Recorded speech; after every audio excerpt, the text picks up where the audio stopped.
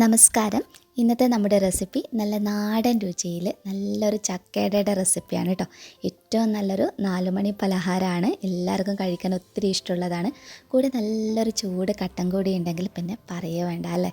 അപ്പോൾ ഇന്നത്തെ ഈ റെസിപ്പി എല്ലാവരും തീർച്ചയായിട്ടും ഒരു തവണയെങ്കിലും ഉണ്ടാക്കി നോക്കൂ കേട്ടോ. അപ്പോൾ ഇത് തയ്യാറാക്കി എടുക്കുന്നതിനായിട്ട് ഏറ്റവും നല്ലത് വരിക്കച്ചക്കയാണ്. നല്ല മധുരമുള്ള പഴുത്ത ചക്ക വേണം ഇതിന് വേണ്ടിയിട്ട് എടുക്കാൻ. ഇവിടെ ഞാൻ എടുത്തിരിക്കുന്ന ചക്കച്ചൊളയുടെ അളവ് എന്ന് പറയുന്നത് ഏകദേശം ഒരു 20-25 എണ്ണത്തോളം ഉപയോഗിച്ചിട്ടുണ്ടായിരുന്നു കേട്ടോ. നമ്മൾ ആദ്യം ചെയ്യേണ്ടത് ഇത് ചെറുതായിട്ടൊന്ന് മുറിച്ചെടുക്കണം. അപ്പോൾ ഇതുപോലെ ഒന്ന് മുറിച്ചെടുത്താൽ മതിയാകും. അതിനുശേഷം മിക്സിയിൽ ചെറിയ ജാറിനിട്ടിട്ട് നല്ലതുപോലെ ഒന്ന് അരച്ചെടുക്കണം. നല്ല സ്മൂത്തായിട്ട് അരച്ചെടുക്കാം. അപ്പോൾ അത്യാവശ്യം നല്ലതുപോലെ ഇത് അരച്ചെടുത്തിട്ടുണ്ട്. ഇനി ഇതിലോട്ടേക്ക് വേണ്ടത് വറുത്ത അരിപ്പൊടിയാണ്. ആദ്യം ഞാനിവിടെ ഒരു 1/4 കപ്പിനടുത്ത് അരിപ്പൊടിയാണ് ഇട്ട് കൊടുക്കുന്നത്. പത്തിരിപ്പൊടിയോ ഇടിയപ്പത്തിൻ്റെ പൊടിയോ ഒക്കെ നിങ്ങൾക്ക് ഉപയോഗിക്കാം.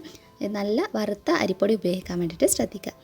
ഇനി അടുത്തതായിട്ട് നമുക്ക് ഇതിലോട്ട് ഏലക്കയുടെ പൊടിയാണ്. ഞാനിവിടെ ഏലക്കയുടെ കുരുവും പഞ്ചസാരയും ചേർത്ത് പൊടിച്ച പൊടിയായതുകൊണ്ടാണ് ഇങ്ങനെ. അപ്പോൾ നിങ്ങൾക്ക് ഏലക്കപ്പൊടിയായിട്ടുണ്ടെങ്കിൽ അത് ഉപയോഗിക്കാം. കുറച്ച് ചുക്കുപൊടി ഇട്ട് കൊടുക്കാം. അപ്പോൾ ചുക്കുപൊടി കൂടി ചേർത്തതിന് ശേഷം പിന്നെ ഇതിലോട്ടേക്ക് വേണ്ടത് തേങ്ങ ചിരകിയതാണ്. ഒരു 1/4 കപ്പ് 4 ടേബിൾ സ്പൂൺ അളവിൽ തേങ്ങ ചിരകിയത് കൂടി ഞാൻ ഇട്ട് കൊടുത്തിട്ടുണ്ട്. ഇനി ഇതിൻ്റെ മധുരമൊക്കെ ഒന്ന് ബാലൻസ് ചെയ്യാൻ വേണ്ടിയിട്ട് ഒരു 2 നുള്ളു ഉപ്പ് കൂടി ചേർക്കാം.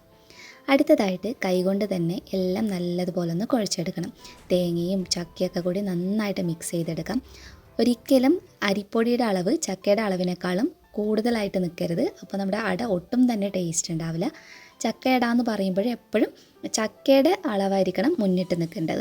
അപ്പോൾ ഇവിടെ ഏകദേശം 2 കപ്പോളം ചക്ക അരച്ചതുണ്ടായിരുന്നു. ഇതിലോട്ടേക്ക് ഞാനിപ്പോൾ 1/4 കപ്പിനടുത്ത് അരിപ്പൊടി ചേർത്തു. അതായത് അരിപ്പൊടി നല്ല കുറവായതുകൊണ്ട് ഒരു 1/4 കപ്പ് കൂടി ചേർത്ത് കൊടുത്തു. അതിനുശേഷം ഞാനൊരു 2 പീസ് ശർക്കര 1/4 കപ്പ് വെള്ളം ചേർത്ത് ശർക്കര പാനിയാക്കി വെച്ചിട്ടുണ്ടായിരുന്നതായിരുന്നു.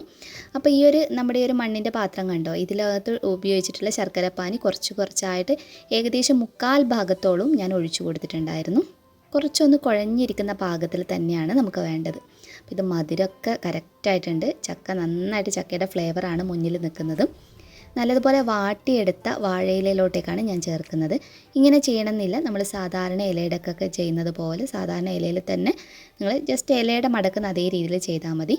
അപ്പോൾ ഞാനിങ്ങനെ വാട്ടിയ ഇലയിൽ ചെയ്തെടുത്തു എന്നേ ഉള്ളൂ കേട്ടോ. അപ്പോൾ ഇതുപോലെ മുഴുവൻ നമുക്കൊന്ന് ഫില്ല് ചെയ്ത് ഇതുപോലെ റെഡിയാക്കിയെടുക്കാം. ഇനി ഇത് ആവിയിൽ വെച്ച് വേവിച്ചെടുക്കാം. ഇഡ്ഡലി പാത്രത്തിനകത്ത് വെള്ളം വെച്ച് അത് നല്ലതുപോലെ തിളച്ച് ആവി വന്നതിന് ശേഷം മാത്രം അട വെച്ച് കൊടുക്കാം. ഇത് വേവിച്ചെടുക്കാൻ എടുക്കുന്ന സമയം എന്ന് പറയുന്നത് ഏകദേശം ഒരു 20-25 മിനിറ്റ് എടുക്കും. അപ്പോഴത്തേക്കും നല്ല രീതിയിൽ ആ ഒരു അടയുടെ മണക്ക് നന്നായിട്ട് വരും. നമ്മുടെ ചക്കയടയുടെ ടേസ്റ്റിനെ കുറിച്ച് ആരും പറഞ്ഞു തരേണ്ട ആവശ്യമില്ല. നല്ല രുചിയാണ്. അപ്പോൾ ഇത് ഞങ്ങൾക്ക് നാട്ടിൽ നിന്ന് ഞങ്ങളുടെ ഒരു സുഹൃത്ത് വന്നപ്പോൾ കൊണ്ടു തന്നതാണ്. അപ്പോൾ അത് വെച്ചിട്ട് അട ഉണ്ടാക്കാമെന്ന് കരുതി. അപ്പോൾ നല്ല രുചിയാണ് കഴിക്കാൻ വേണ്ടിയിട്ട്. എല്ലാവരും ട്രൈ ചെയ്ത് നോക്കുക. നിങ്ങൾക്ക് എന്തായാലും ഇഷ്ടമാകും. നിങ്ങൾക്ക് ഇഷ്ടപ്പെട്ടെങ്കിൽ റെസിപ്പി ഷെയർ ചെയ്യാനും മറക്കരുത്. നെക്സ്റ്റ് വീഡിയോയിൽ ഇനിയും നമുക്ക് നല്ലൊരു റെസിപ്പിയായിട്ട് വീണ്ടും കാണാം. അതുവരെ ടേക്ക് കെയർ. Bye bye.